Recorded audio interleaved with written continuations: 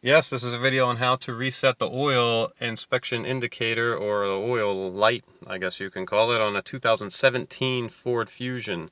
Now either you can turn on the car, it doesn't matter if the car's running, or you can just push this button. All of these dashboards will light up, and to get to the menu here on the left side, we're going to push left on the steering wheel here, and then you see this display mode, trip 1 and 2, driver assist settings. So we're just going to go down to settings. I'm going to push OK, then we're going to push OK again for vehicle, and then oil life reset. Push OK, and there it is, and you hold OK, and that will reset the oil light.